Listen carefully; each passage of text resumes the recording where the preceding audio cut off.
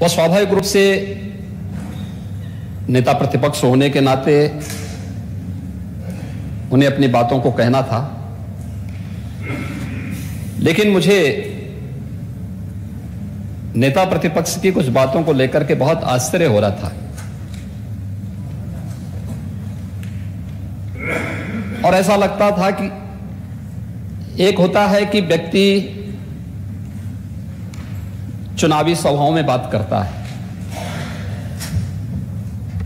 वहां पर वह अपनी अपनी मीठी मीठी बातों को बोलता है, लेकिन सदन में चुना गया सदस्य तो यह प्रदेश के अलग अलग भागों से चुन करके आया है।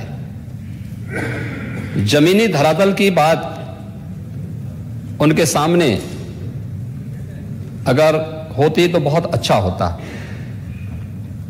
और मुझे उनकी भाषण पर एक बात कहनी है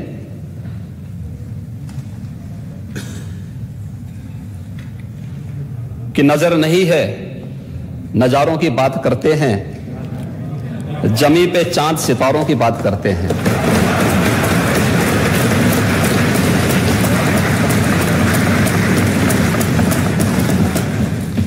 वो हाथ जोड़ के बस्ती को लूटने वाले भरी सभा में सुधारों की बात करते हैं।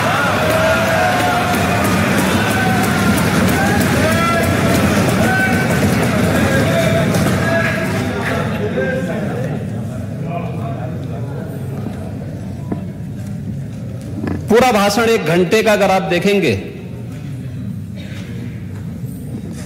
मुझे लगता है कि नया जनादेश प्राप्त सरकार के सामने जब हम इस प्रकार की बात करते हैं तो एक प्रकार से जनादेश का अनादर ही कर रहे हैं। और मुझे इस पर एक बहुत अच्छी बात याद आती है। एक मनीषी ने कहा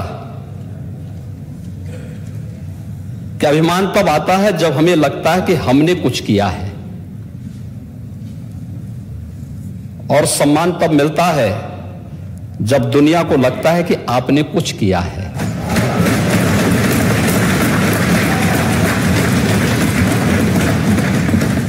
भारतीय जनता पार्टी और उससे जुड़े हुए सहयोगी दलों को जो जनादेश प्राप्त हुआ है, ये उसी सम्मान का प्रतीक है।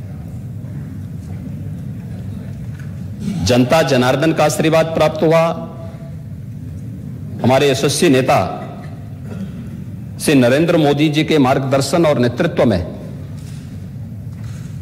पूरे देश के अंदर हर एक चुनाव को हम लोग लड़ते हैं, और उसमें जनता जनार्दन का आशीर्वाद हमारे कार्यों से प्राप्त होता है। कार्यों का ही उल्लेख यहां पर श्री राज्यपाल जी ने किया था, और उन कार्यों पर चर्चा होती तो अच्छा होता। हम उस पर भी थोड़ा थोड़ा चर्चा करने का प्रयास करेंगे, लेकिन जनता जनार्दन के द्वारा प्राप्त जनादेश, यह भारतीय जनता पार्टी नेतृत्व की सरकार के प्रति एक सम्मान है और जनता जनार्दन का आशीर्वाद है। हम ढिंडोरा पीट पीट करके ये नहीं कहते थे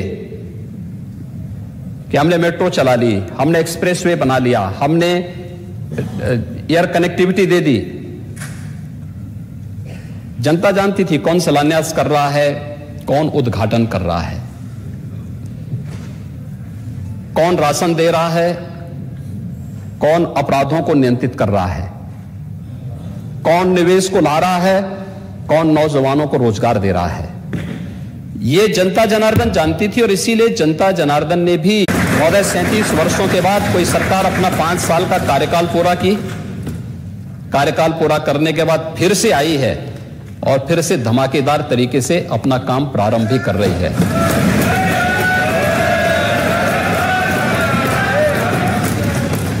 ये चीजें सरकार के जनादेश को बताती है और महामहिम राज्यपाल जी ने यही कहा।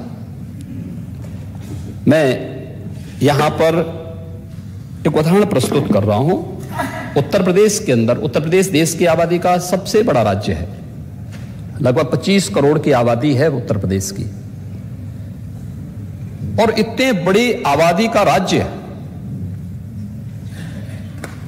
हर एक सरकार ने अपने समय में जरूर कुछ प्रयास किया होगा, लेकिन उन जन आकांक्षाओं का प्रतीक आखिर हम क्यों नहीं बन पा रहे थे जो उत्तर प्रदेश की आवश्यकता थी। और राज्यपाल महोदय ने इसी बात का उल्लेख किया कि 37 वर्षों के बाद पुनः जनादेश प्राप्त होना तो कोई सामान्य बात नहीं, असामान्य बात है। हम जीते तो अच्छा है, और बीजेपी जीत जाए तो साहब ईवीएम में गड़बड़ी कर दी गई। ये कब तक आप करेंगे? ये तो जनता जनार्दन का अनादर है। और महोदय यही नहीं, इस दौरान हमारी सरकार ने 2017 में स्थानीय निकाय के चुनाव संपन्न किए थे, कोई हिंसा नहीं हुई। हमें लोकसभा का चुनाव करने का अवसर प्राप्त हुआ था 2019 में, 7 चरणों में चुनाव हुए थे, कहीं हिंसा नहीं हुई। 2021 में पंचायत चुनाव संपन्न हुए थे, 8 लाख से अधिक प्रतिनिधि चुने गए, शांतिपूर्ण तरीके से चुनाव हुए। 2022 में शांतिपूर्ण तरीके से विधानसभा के चुनाव भी संपन्न हुए, कोई आरोप प्रत्यारोप नहीं। चुनाव में हर दल अपनी बात को रख सकता था, कह रहा था, लेकिन चुनाव शांतिपूर्ण तरीके से हुए। लेकिन यहां पर चुनाव के दौरान समाजवादी पार्टी का समर्थन करने के लिए वेस्ट बंगाल से भी एक दीदी आई थी। और क्या स्थिति थी बंगाल में? विधानसभा चुनाव के बाद जो टोटल इंसिडेंट हुए थे वहां पर, पोस्ट पोल वायलेंस 12,000 घटनाएं घटित हुई थी।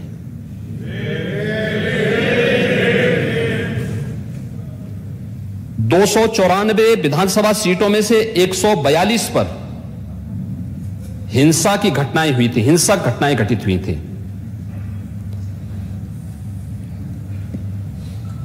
और यही नहीं, 25,000 बूथ प्रभावित हुए थे। भारतीय जनता पार्टी के 10,000 से अधिक कार्यकर्ता शेल्टर होम में जाने के लिए मजबूर हुए थे। 57 कार्यकर्ताओं की निर्मम हत्या हुई थी। 123 से अधिक महिलाओं के साथ अमानवीय अत्याचार हुआ था और 7,000 से अधिक कंप्लेंट भी रजिस्टर्ड हुई थी। ये स्थिति थी वहां की।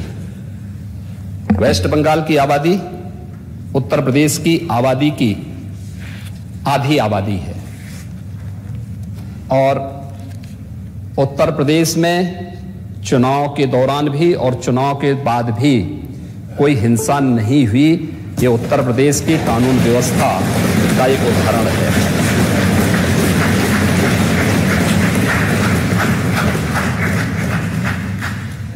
लेकिन क्या यहां पर भारतीय जनता पार्टी की अगर सरकार नहीं होती तो तब भी क्या ऐसे ही रहता? नहीं होता, क्योंकि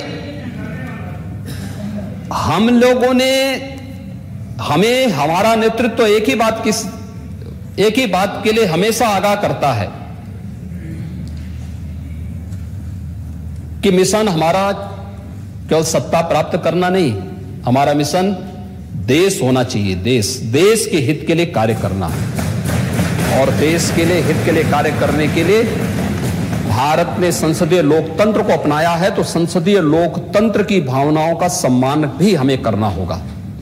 उन संसदीय भावनाओं को सम्मान करके हमें आगे बढ़ना होगा, और उन भावनाओं को लेकर के यहां पर लगातार कार्य होता है। उन्हीं मुद्दों को लेकर के हम लोग चलते हैं, उन्हीं भावनाओं को लेकर के सम्मान भी दिया जाता है, वही कार्य होते हैं। और यही कारण था मार्च 17 में जब भारतीय जनता पार्टी नेतृत्व की सरकार प्रदेश में बनी थी, तो प्रदेश में सरकार बनने के बाद से कार्य प्रारंभ हुए थे। हमने कार्य किया। डबल इंजन की सरकार ने डबल और ट्रिपल स्पीड से काम किया, उसके परिणाम भी आए। ईज ऑफ डूइंग बिजनेस में हम रैंकिंग में भारी सुधार हुआ। ईज ऑफ लिविंग के लक्ष्य को प्राप्त करने में हमें सफलता प्राप्त हुई। हम लोगों ने हर एक फील्ड में काम करने का प्रयास किया। यहां पे उंगली उठाई गई, खासतौर पर पुलिस के बारे में। क्या ये सच नहीं कि 2017 में 2016-17 तक दुनिया का जो सबसे बड़ा सिविल पुलिस बल है, उसमें 1.5 लाख से अधिक पुलिस के विभिन्न पदों के स्थान खाली पड़े हुए थे, और वे सभी खाली पड़े हुए थे। हम लोगों ने पुलिस की भर्ती की प्रक्रिया को पारदर्शी तरीके से संपन्न किया। बल्कि उसके बाद भी, क्योंकि जिन लोगों की भर्ती पहले हुई होगी वे रिटायर भी हुए होंगे,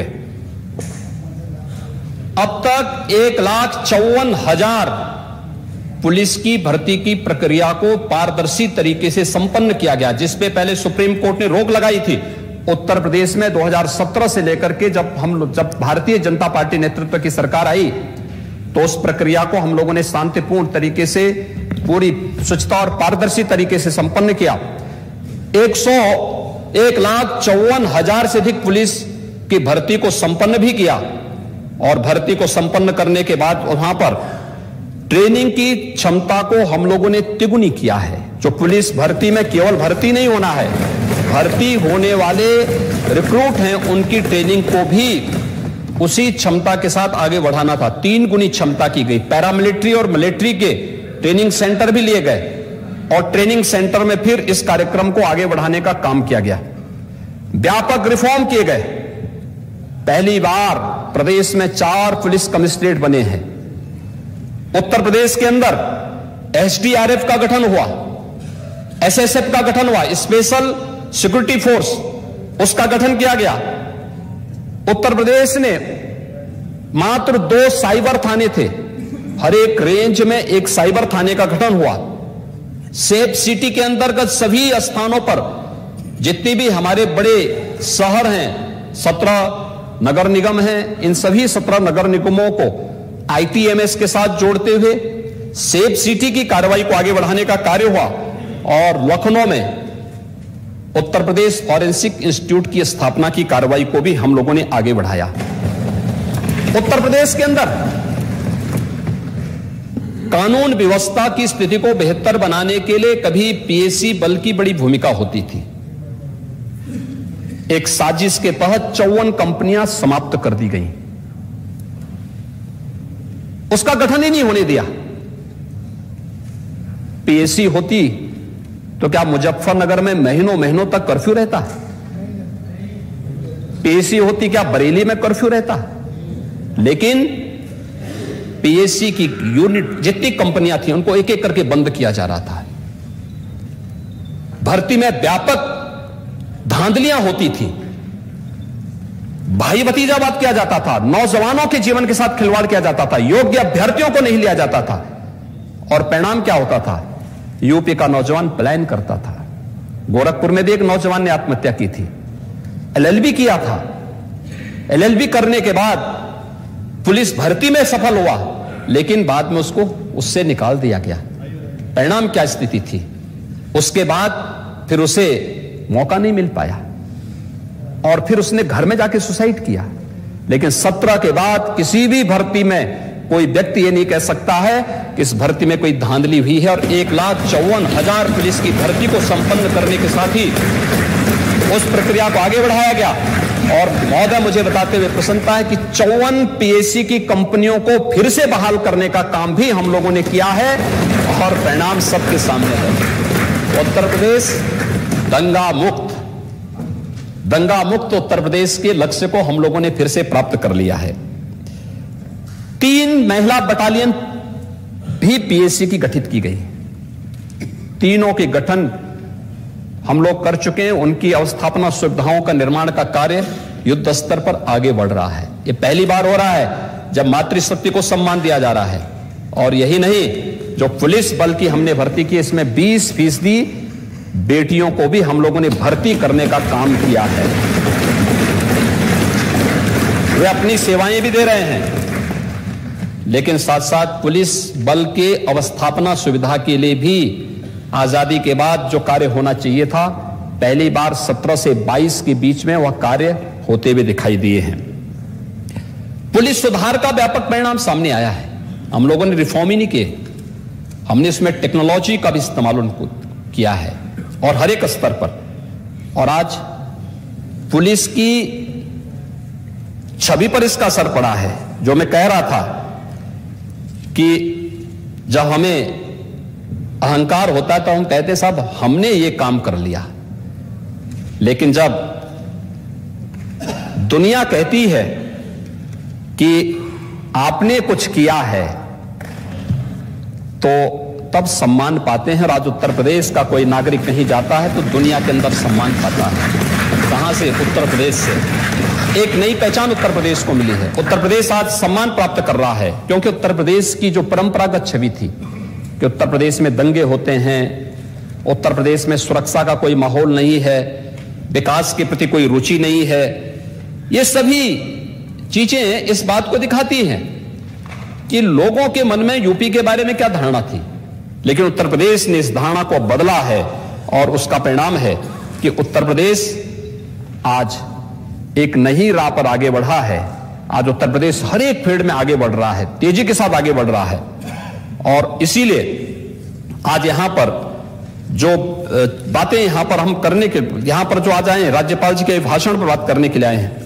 महोदय, मुझे इसी पर यह बात कहनी थी कि उत्तर प्रदेश ने पुलिस भर्ती के कार्यक्रम के साथ, पुलिस रिफॉर्म के साथ, पुलिस को टेक्नोलॉजी से वेल इक्विप्ड करने के बाद जिस कार्रवाई को आगे बढ़ाया है, आज उसका परिणाम हमारे सामने, हर एक फील्ड में इसका परिणाम भी देखने को मिल रहा है। हमारा युवा क्या स्थिति थी 2015-16 में? हुआ हम टैबलेट बांटेंगे, क्या उन युवाओं को टैबलेट मिल पाया था? नहीं मिल पाया था। आज हम दे रहे हैं, बच्चों को टैबलेट भी दे रहे हैं, स्मार्टफोन भी दे रहे हैं। और मैं सभी पक्षों के सभी माननीय सदस्यों से कहूंगा, मैं धन्यवाद दूंगा शिवपाल जी को कि उन्होंने भी अपनी विधानसभा सीट पर जाकर के युवाओं को वहां पर टैबलेट और स्मार्टफोन का वितरण किया। और भी अन्य माननीय सदस्य भी वितरित करें। उनके विकास की सभी जगह गए हैं, पहल करना पड़ेगा। 1 करोड़ युवाओं को भी वितरित किया जा रहा है। हर स्नातक प्रास्नातक युवाओं को टैबलेट और स्मार्टफोन वितरित होने की प्रक्रिया के साथ जुड़ा है। 12.5 लाख युवाओं को अब तक दिया जा चुका है।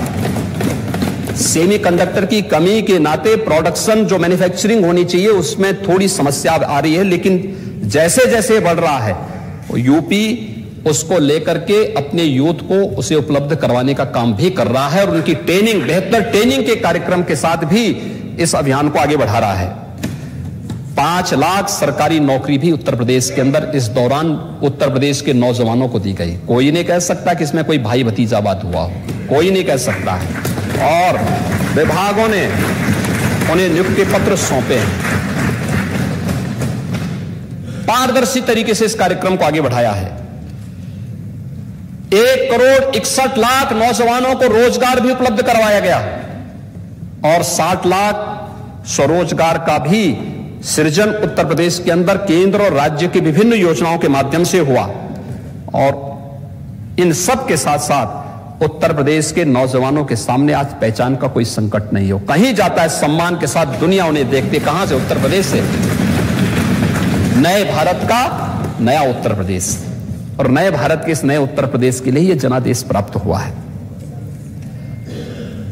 मुझे अच्छा लगता, नेता प्रतिपक्ष अपने भाषण में उन्होंने अच्छा भाषण उस दिन दिया और उस भाषण में उन बातों का उल्लेख थोड़ा कर देते, खासतौर पर जो समाजवादी पार्टी की सरकार के समय हुए थे। क्या ये सच नहीं कि तमाम प्रकार के घोटालों में इन युवाओं के साथ भेदभाव भी हुआ था और उनके जीवन के साथ खिलवाड़ भी हुआ था? क्या लोक सेवा आयोग की भर्ती हो रही हो, अधीनस्थ सेवा चयन आयोग की भर्ती रही हो, माध्यमिक सेवा चयन आयोग की भर्ती रही हो, उच्चतर शिक्षा चयन आयोग की भर्ती रही हो, पुलिस भर्ती रही हो, कोई भर्ती ऐसी नहीं थी जिसमें धांधली और व्यापक शिकायत ना आई हो। और ये उत्तर प्रदेश के अंदर भर्ती घोटाला की चर्चा कर लेते, सहकारिता भर्ती घोटाला की भी चर्चा कर लेते, जल निगम भर्ती घोटाला की भी चर्चा कर लेते, गोमती रिवर फ्रंट की भी चर्चा हो जाती।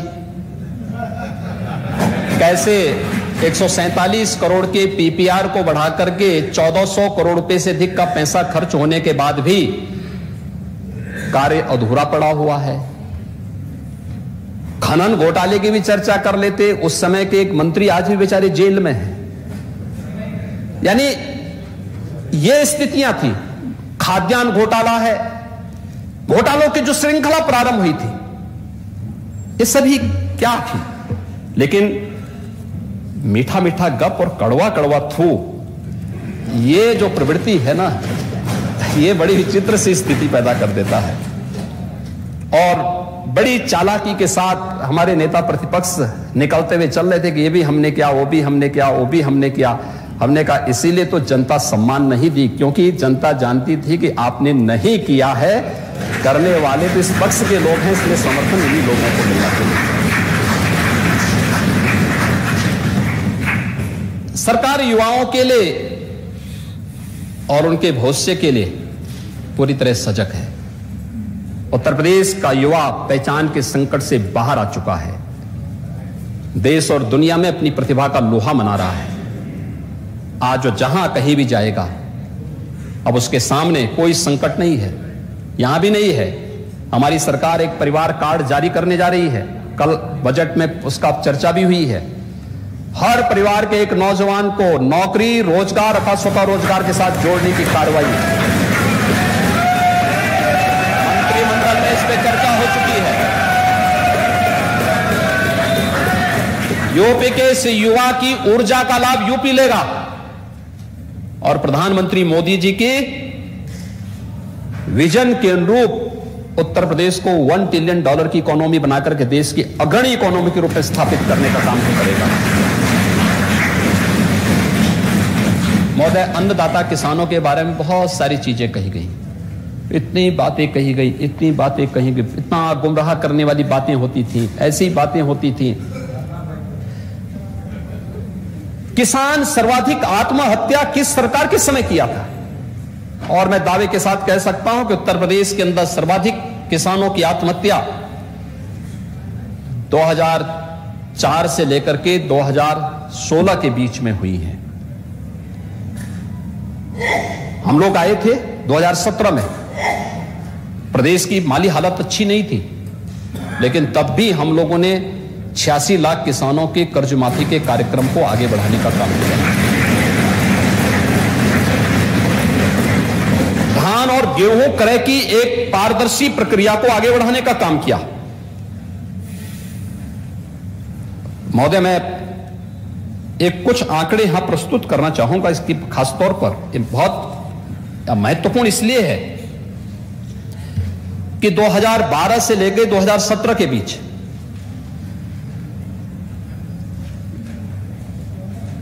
किसानों से धान का जो कुल क्रय किया गया, क्रय केंद्रों के क्रय केंद्र नहीं चलते थे, पिछली सरकारों में आड़तियों के माध्यम से क्रय किया जाता था, एमएसपी का लाभ किसान को नहीं मिल पाता था और उसका परिणाम था कि जितना लाभ किसान को मिलना चाहिए था नहीं मिला। अगर धान की ही मैं बात करूं, 2012 से 17 के बीच में 1042 लाख मीट्रिक टन धान का प्रोक्यूरमेंट हुआ आड़तियों के माध्यम से, लेकिन 17 से 22 के बीच में 1214 लाख मीट्रिक टन धान का क्रय सीधे किसानों से किया गया। बीच में कोई मीडिएटर नहीं था, कोई आड़ती नहीं था, कोई एजेंट नहीं था।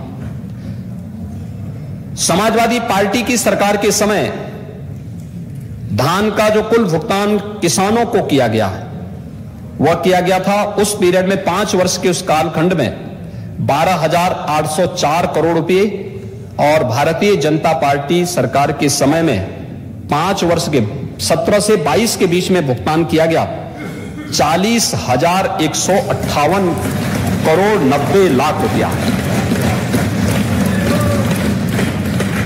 ये गेहूं के प्रोक्यूरमेंट की मैं बात कर रहा हूं, और धान के प्रोक्यूरमेंट में 12 से 17 के बीच में 17,190 करोड़ रुपए भुगतान किए गए, जबकि 5 वर्ष के अपने कालखंड के दौरान भारतीय जनता पार्टी नेतृत्व की सरकार ने 244,17 करोड़ रुपए का भुगतान सीधे किसानों के खाते में किया। हमने डीबीटी के माध्यम से पैसा किसान के खाते तक पहुंचाने का काम किया है। महोदय, ये एक तस्वीर है किसान के बारे में। गन्ना किसानों का, गन्ना किसान के समय, पिछली सरकारों के समय चीनी मिलें बंद होती थी, औने पौने दाम पे बेच दी जाती थी। हमारी सरकार में कोई चीनी मिल बंद नहीं हुई, बेची नहीं गई। पूर्व प्रधानमंत्री चौधरी चरण सिंह जी की कर्मभूमि की चीनी मिल रमाला वर्षों से आज जोत रही थी कि इस चीनी मिल का पुनरुद्धार होगा, किसी ने नहीं किया। हमारी सरकार आई, हमारी सरकार ने वहां पे एक नई चीनी मिल लगा दी है, चीनी मिल का संचालन भी हो गया है। मुंडेरवा में किसानों पे गोलियां चलाई गई थी, वहां पे एक नई चीनी मिल आ गई है, संचालन हो चुका है। पिपराइच में नई चीनी मिल का संचालन हो चुका है। जो चीनी मिलें बंद थी, उन चीनी मिलों को हम लोगों ने चलाने की प्रक्रिया आगे बढ़ाया। अगर सुप्रीम कोर्ट में मामला नहीं है तो हम लोगों ने उसको चलाने का कार्य आगे बढ़ाया है। कोरोना कालखंड में 119 चीनी मिलें चलाई, और अब तक उत्तर प्रदेश के अंदर महोदय 1,73,000 करोड़ रुपए से अधिक की गन्ना मूल्य का भुगतान गन्ना किसानों को किया गया है। और अगर मैं इसकी बात करूं तो ये 12 से 17 के बीच में कुल गन्ना मूल्य का जो भुगतान हुआ है उससे 78,000 करोड़ रुपए से अधिक राशि है। अब गन्ना किसानों के हित में कौन काम कर रहा है? जो चीनी मिलों को चला रहे हैं, गन्ना किसानों को गन्ना मूल्य का भुगतान कर रहे हैं, वह गन्ना किसानों का हितैषी है, या जो चीनी मिलों को बेच करके गन्ना किसानों को सड़कों पर बेरोजगार करने का काम कर रहे हैं? और यही होता था, इसलिए किसान ने कुछ वो नहीं किया। पहले फेज का चुनाव हुआ था, लोग बड़ी बड़ी नारेबाजी करते थे, कहते थे फर्स्ट फेज में आप देख लेंगे, किसान आंदोलन है। 58 सीटों पर चुनाव हुए थे, 58 में से 46 सीट भारतीय जनता पार्टी जीती। 58 में से 46 सीट भारतीय जनता पार्टी जीती थी, क्योंकि अन्नदाता किसान जानता है कि उनके हितों का संवर्धन करने वाली सरकार कौन है। एमएसपी की घोषणा 1967 में हुई, लेकिन लागत का 1.5 गुना दाम प्रधानमंत्री मोदी जी ने 2018 में देश के किसानों को दिया। ये पहली बार किसानों को मिल पाया, और उसका लाभ यहां पर उत्तर प्रदेश के किसानों को मिल रहा है। गोरखपुर का बंद खाद कारखाना 1990 में बंद हो गया था, किसी को फुर्सत नहीं थी। कमोएस हमारे विपक्ष में बैठे हुए सभी मित्रगण, ये सभी केंद्र की सरकार में 1990 के बाद रहे हैं, प्रत्यक्ष व अप्रत्यक्ष रूप से रहे हैं। और 1990 के बाद से इन लोगों ने कभी भी गोरखपुर के इस बंद खाद कारखाने के बारे में नहीं सोचा, कभी नहीं सोचा।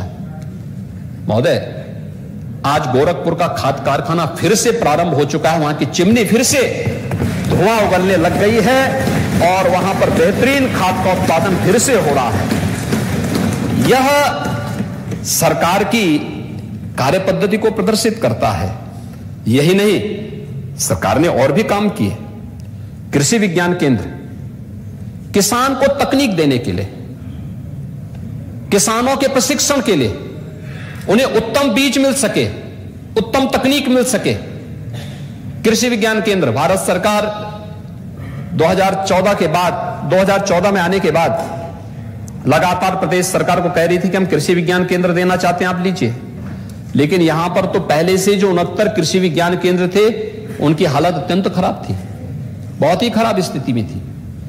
कोई पुरसाहल नहीं था, कोई पूछने वाला नहीं था। 20 कृषि विज्ञान केंद्र उत्तर प्रदेश को मिल रहे थे, नहीं लिए गए। 2017 में हम लोग आए, हमारे कृषि मंत्री जी गए, एक ही बार में सभी 20 कृषि विज्ञान केंद्र उत्तर प्रदेश को प्राप्त हो गए। और उत्तर प्रदेश यानी 89 कृषि विज्ञान केंद्र के साथ उत्तर प्रदेश देश में एक महत्वपूर्ण स्थान पर, और सभी कृषि विज्ञान केंद्रों की स्थिति पहले की तुलना में काफी अच्छी हुई है। किसानों के प्रशिक्षण, किसानों को उत्तम बीज देना, किसानों को अच्छी तकनीक देना, और किसान आज खाद्यान्न आत्मनिर्भरता के साथ साथ देश के अंदर खाद्यान्न में सर्वाधिक खाद्यान्न उत्पादन वाले राज्य के रूप में उत्तर प्रदेश को हमारे अन्नदाता किसान फिर से लेके आए हैं। सर्वाधिक चीनी उत्पादन करने वाले राज्य के रूप में उत्तर प्रदेश फिर से स्थापित हो गया है। नहीं तो पिछड़ता जा रहा था। हर एक फील्ड में वो उत्तर प्रदेश को पिछड़ते जा रहे थे। आज ये सभी कृषि विज्ञान केंद्र प्रदेश के अंदर फिर से काम करने प्रारंभ हो गए हैं।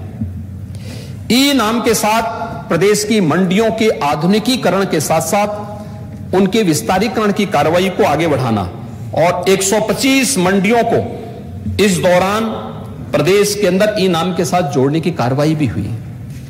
और यही नहीं, प्रदेश के अंदर किसानों के अलावा जो गन्ना किसानों की अन्य समस्याएं थी, महोदय, चीनी मिलें बंद होती थी क्योंकि किस प्रकार का शिकंजा उन पे कसा हुआ था, बंद करने की साजिश होती थी, फिर उसको औने पौने दाम पर बेचने की साजिश होती थी।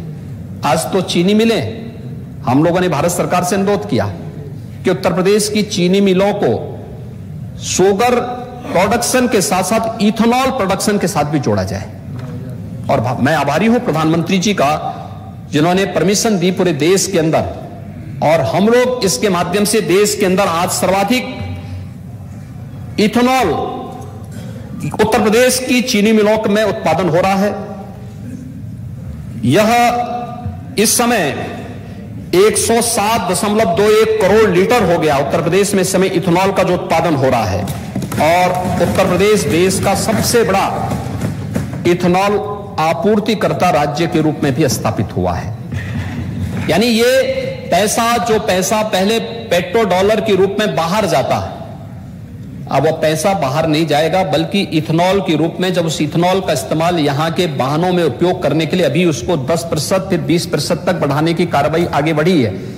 लेकिन जब एक प्रक्रिया आगे बढ़ेगी, ये पैसा भी जो जा रहा है किसान के खाते में जा रहा, अन्नदाता किसान को जो पैसा पहले बाहर जाता था, गल्फ कंट्रीज को जाता था, अब वहां न जाकर के वो पैसा हमारे अन्नदाता किसान की जेब में डालने का काम प्रधानमंत्री मोदी जी ने किया है, और ये किसान की आमदनी को कई गुना बढ़ाया है। ये उत्तर प्रदेश में इस दौरान हुआ है। और महोदय, यही नहीं, प्रदेश के अंदर अन्नदाता किसान को, उत्तर प्रदेश को मैं बार बार कहता हूं, उत्तर प्रदेश तो प्रकृति और परमात्मा का प्रदेश है। दुनिया की सबसे फर्टाइल लैंड हमारे पास है, सबसे अच्छा जल संसाधन हमारे पास है। पिछली सरकारों में होड़ लगी रहती थी कि कितने ब्लॉक को हम डार्क जोन घोषित कर लें, डार्क जोन घोषित करने की होड़ लगी रहती थी। हमने डार्क जोन से उसे उभारने का काम किया है। सिंचाई की योजना में प्रधानमंत्री कृषि सिंचाई योजना के माध्यम से भारत सरकार बार बार राज्य सरकार को कहती थी कि भाई हम आपकी पुरानी लंबित सिंचाई परियोजनाओं को पूरा करना चाहते हैं, जिससे अन्नदाता किसान को सिंचाई की सुविधा उपलब्ध हो सके, वो अधिक उत्पादन कर सके, लागत कम हो सके, उत्पादन ज्यादा बढ़ सके। लेकिन पिछली सरकारों की अब फुर्सत नहीं थी इन सब चीजों को करने की। आज हम लोगों ने बाण सागर परियोजना पूरी कर ली, अर्जुन साहेब परियोजना पूरी कर ली, सरयू नहर राष्ट्रीय परियोजना पूरी कर ली। ऐसी 20 से अधिक सिंचाई की परियोजनाओं को सरकार ने पूरा किया। और वर्तमान में लगभग 21 लाख हेक्टेयर से अधिक लैंड को सिंचाई की अतिरिक्त क्षमता पिछले 5 वर्षों के अंदर प्रदेश के अंदर उपलब्ध कराने का कार्य हुआ है, जिसमें महोदय 45 लाख से अधिक किसान इससे लाभान्वित हुआ है। पर ड्रॉप मोर क्रॉप के अंतर्गत भी बुंदेलखंड में तमाम प्रकार के प्रोजेक्ट वहां पर लगाए गए और भी अन्य कार्यक्रम प्रदेश के अंदर इस योजना के अंतर्गत हुए हैं। महोदय, यही नहीं, प्रदेश के अंदर हमारे श्रमिकों के लिए पिछली सरकार ने आखिर क्या कार्य योजना बनाई थी? उन्हें एक समस्या मानते थे लोग, और जब समस्या आती है, अंतर यही है, आप समस्या पर चर्चा करते हैं, समस्या पर चिंतन करते हैं, और हम लोग समाधान पर चिंतन करते हैं। महोदय, समाधान के यानी समस्या के 2 ही समाधान होते हैं, और दोनों का नाम एक ही है, भाग लो भाग लो। यानी एक भाग लो का मतलब हम उसमें उस चैलेंज को स्वीकार करें, उसका समाधान निकाल लें, और एक प्लान कर लो। आपने प्लान का रास्ता अपनाया तो जनता ने आपको पलायित कर दिया। हमने चैलेंज को स्वीकार किया तो हमारा श्रमिक हमें सम्मान देने के लिए खड़ा होता हुआ दिखाई दिया, ऑडिक होकर के हमारे साथ खड़ा हुआ, उसने मजबूती के साथ हमारे साथ खड़ा होकर के काम किया। आज उत्तर प्रदेश ने प्रवासी हो या निवासी, हर श्रमिक को 2 लाख रुपए की सामाजिक सुरक्षा की गारंटी दे दी है।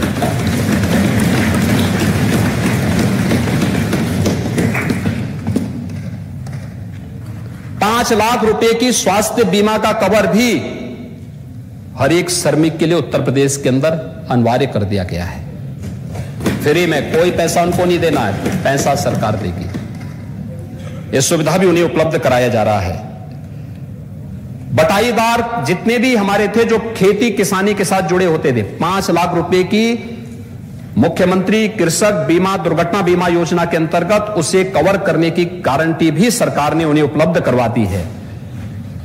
और यही नहीं, हर एक श्रमिक को कोविड महामारी के दौरान भरण पोषण भत्ता उपलब्ध करवाने का कार्य है। संकट का साथी कौन, ये कोरोना महामारी ने बता दिया है। सरकार उनके द्वार थी।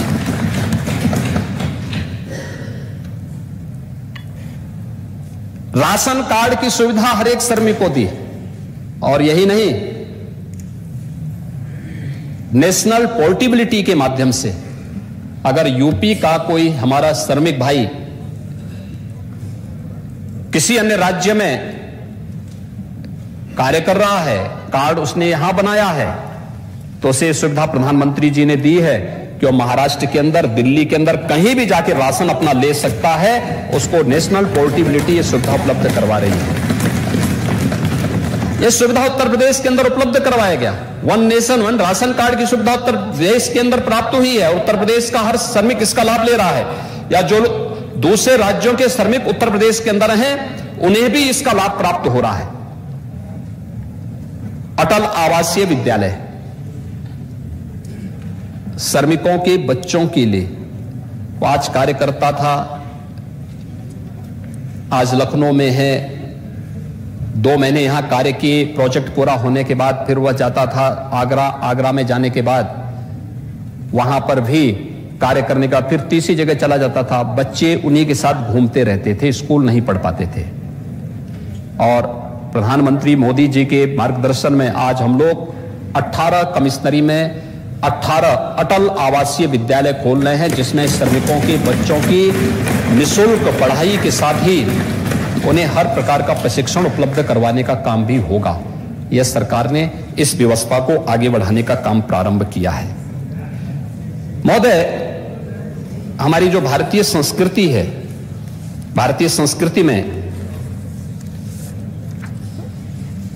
मातृशक्ति को बहुत सम्मान दिया गया है,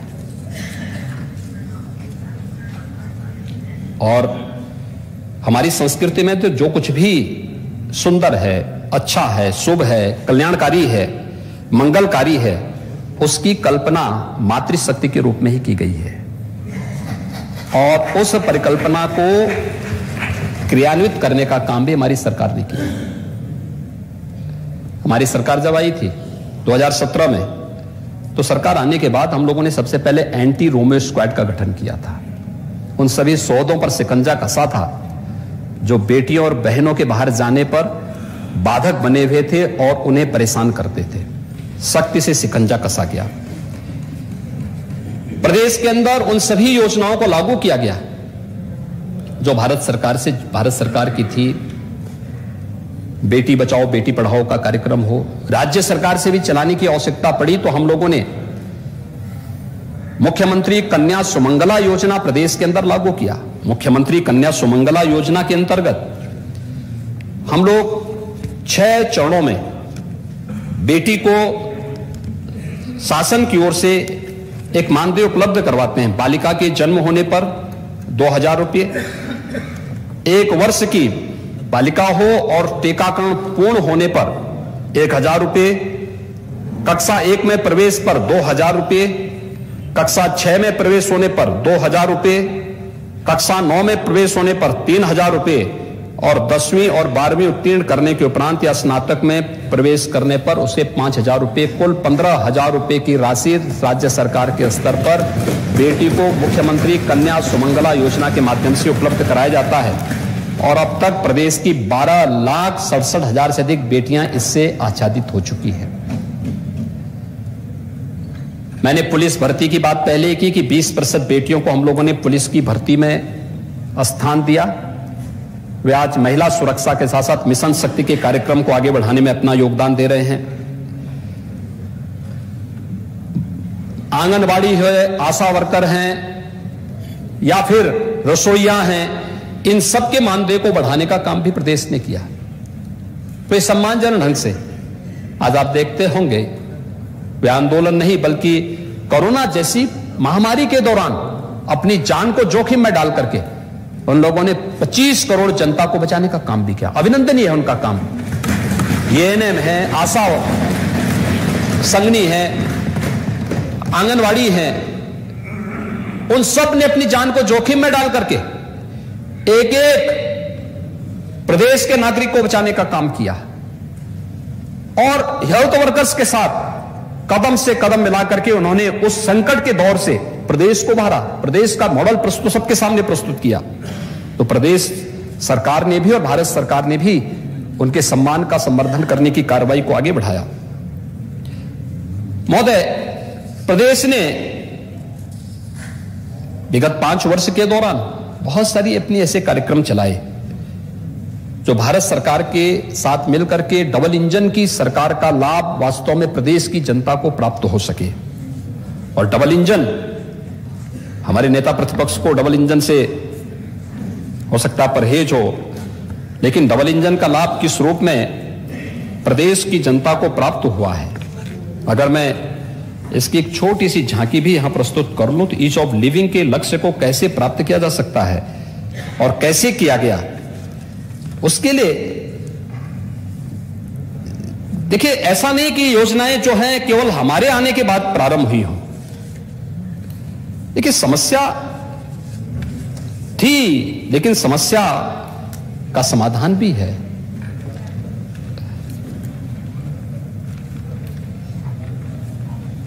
अगर आपके मन में कुछ करने की इच्छा है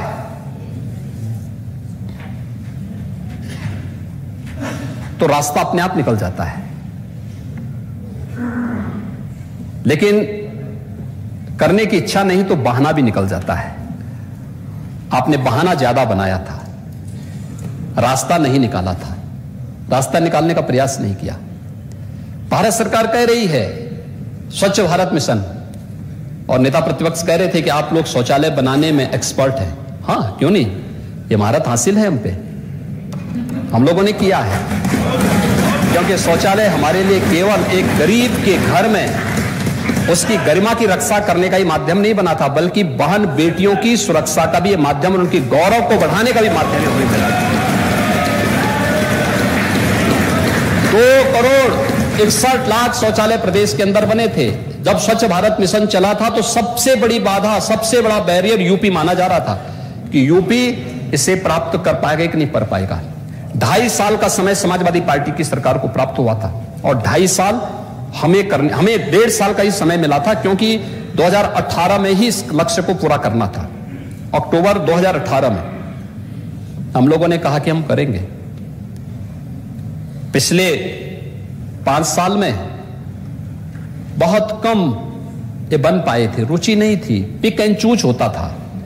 हम लोग आए, हम लोगों ने राजमिस्त्रियों का ट्रेनिंग करवाया, युद्ध स्तर पर कार्य आगे बढ़ाया और अगले 1.5 वर्ष के अंदर हम लोगों ने लक्ष्य को पूरा किया और सबने उत्तर प्रदेश के मॉडल को कि हम लोगों ने खुले में शौच से मुक्त के लक्ष्य को प्राप्त किया है, इसकी उत्तर प्रदेश के कार्यों की सराहना भी की। लाभ क्या हुआ है, मैं इसका लाभ भी बताता हूं। हमारे पूर्वी उत्तर प्रदेश से जुड़े हुए हमारे मान्य जनप्रतिनिधि होंगे, गोरखपुर, कुशीनगर, देवरिया, महाराजगंज, सिद्धार्थनगर, संत कबीर नगर, बस्ती, बलरामपुर, बहराइच, पीलीभीत, सहारनपुर तक ये पूरी बैठ जाती थी। हर वर्ष हजारों बच्चों की मौत होती थी इंसेफ्लाइटिस से। इंसेफ्लाइटिस के लिए हमारी लड़ाई, लंबी लड़ाई चली थी। मैं 1998 में पहली बार सांसद बना था और तब से हम लोग इसके खिलाफ लड़ाई लड़ते थे।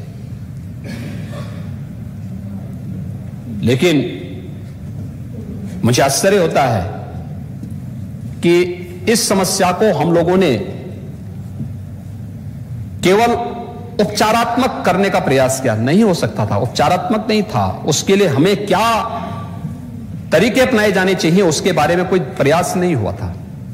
हम आभारी हैं प्रधानमंत्री मोदी जी के, उन्होंने कहा कि उपचारात्मक पक्ष भी हमारा आक्रामक तरीके से आगे बढ़ना चाहिए, लेकिन साथ साथ हमें उस पक्ष की तरफ भी जाना चाहिए जो पक्ष एक लोक जीवन से जुड़ा हुआ पक्ष होता है, प्रत्येक नागरिक के जीवन से जुड़ा होता है और स्वच्छ भारत मिशन और शुद्ध पेयजल की आपूर्ति इसमें सहायक हो सकती है।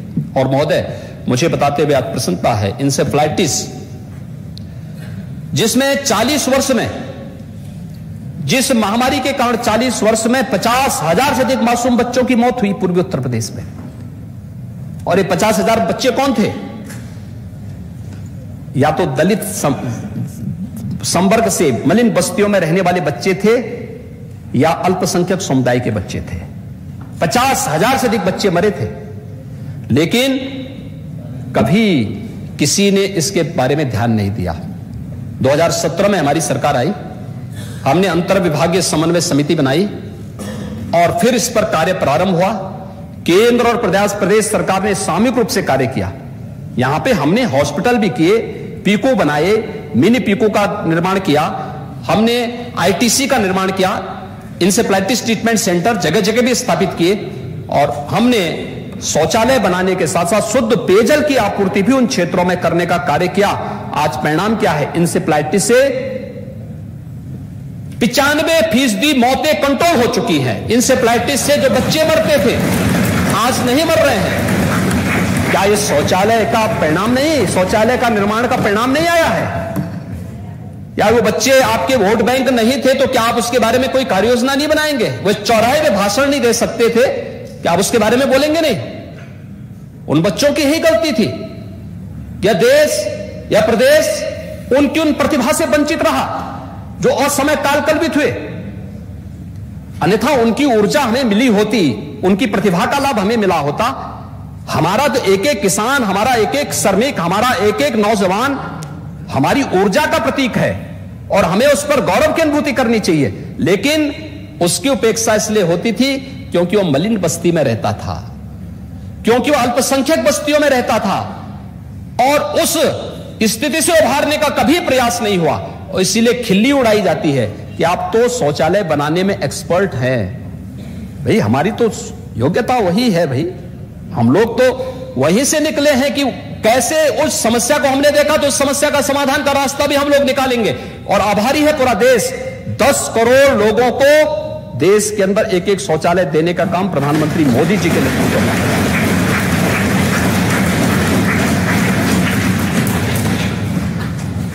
महोदय, यही नहीं, हम लोगों ने प्रधानमंत्री आवास योजना भी उपलब्ध कराया। प्रधानमंत्री आवास योजना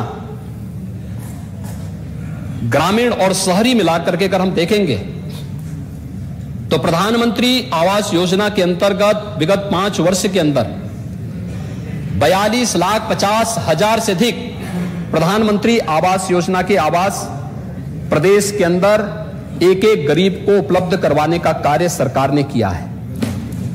42,50,000 और मुख्यमंत्री आवास योजना के अंतर्गत भी 1,08,000 से अधिक गरीबों को एक एक आवास उपलब्ध हुआ है। महोदय, कुल यानी 43.5 लाख गरीबों को आवास की सुविधा डबल इंजन की सरकार ने उपलब्ध करवाया है। ये 43 लाख गरीब पहले भी आवास प्राप्त कर सकने के हकदार थे, पहले भी उन्हें दिया जा सकता था। उनके जीवन को हम सरलीकृत कर सकते थे, आसान बना सकते थे। हम जब एक योजना को जोड़ते हैं, वो योजना उसके जीवन में परिवर्तन का कारक बनती है। एक एक योजना एक एक व्यक्ति को स्वावलंबन की ओर अग्रसर करती है। प्रधानमंत्री मोदी जी का विजन है कि उन्होंने एक एक योजना को केवल रेवड़ी बांटने का नहीं बल्कि स्वावलंबन की ओर अग्रसर करने का एक माध्यम बनाया। और स्वावलंबन की ओर अग्रसर करने के माध्यम में सभी योजनाएं बन सकती थी, बनाई जा सकती थी। पिछली सरकारों ने उस पर ध्यान नहीं दिया। भारत सरकार लिखती थी गरीबों को आवास मिलना चाहिए, यहां से कोई जवाब नहीं जाता था। हमें अवसर मिला, हम लोगों का सौभाग्य मिला कि हम लोग उन गरीबों की सेवा कर सकें और 43.5 लाख गरीबों को बनटांगिया गांव, आजादी के बाद वोटिंग का अधिकार नहीं था। पूछो ना, गोंडा, बलरामपुर, गोरखपुर, महाराजगंज, बहराइच, लखीमपुर खीरी, पीलीभीत, इन जनपदों के लोगों से पूछो ना, जनप्रतिनिधियों से पूछो ना, वे लोग यहां के नागरिक, उनको वोटिंग राइट नहीं, उनके यहां सड़क नहीं, उनके लिए बिजली नहीं, उनके लिए पानी नहीं, उनके लिए स्कूल नहीं, उनके लिए स्वास्थ्य की सुविधा नहीं, उनके लिए राशन नहीं, उनके लिए कोई सुविधा नहीं थी।